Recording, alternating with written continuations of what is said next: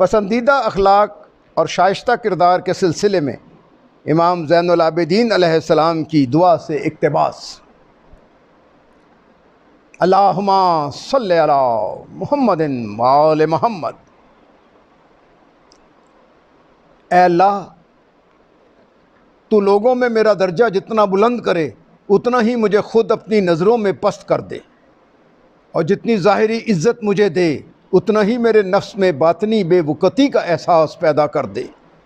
بار الہا، تو محمد اور آل محمد پر رحمت نازل فرما اور مجھے ایسی نیک ہدایت سے بہرہ مند فرما کہ جسے دوسری چیز سے تبدیل نہ کروں، اور ایسے صحیح راستے پر لگا جسے کبھی منہ نہ موڑوں،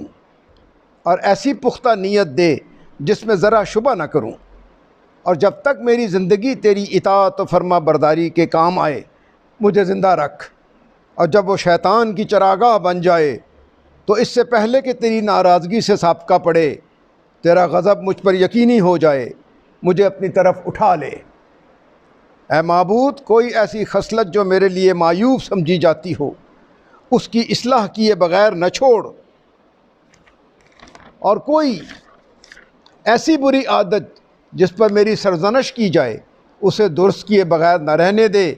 اور جو پاکیزہ خصلت ابھی مجھ میں ناتمام ہو اسے تکمیل تک پہنچا دے۔ اے اللہ، رحمت نازل فرما محمد اور آل محمد پر، اور میری نسبت کینہ توز دشمنوں کی دشمنی کو الفت سے، سرکشوں کی حسد کو محبت سے، نیکوں سے بے اعتمادی کو اعتماد سے، قریبیوں کی عداوت کو دوستی سے، عزیزوں کی قطع تعلقی کو صلہ رحمی سے، قرابت داروں کی بے اعتنائی کو نصرت و تعاون سے، خوش آمدیوں کی ظاہری محبت کو سچی محبت سے، اور ساتھیوں کے احانت آمیز برتاؤ کو حسن معاشرت سے، اور ظالموں کے خوف کی تلخی کو امن کی شیرینی سے بدل دے۔ خدا بندہ، رحمت نازل فرما محمد و آل محمد پر، اور جو مجھ پر ظلم کرے اس پر مجھے غلبہ دے، جو مجھ سے جھگڑا کرے اس کے مقابلے میں مؤثر زبان دے، جو مجھ سے دشمنی کرے اس پر مجھے فتح و کامرانی بخش، جو مجھ سے مکر کرے اس کے مکر کا توڑ عطا کر، جو مجھے دبائے اس پر قابو دے، جو میری بدگوئی کرے اسے جھٹلانے کی طاقت دے، اور جو ڈرائے دھمکائے اس سے مجھے محفوظ رکھ،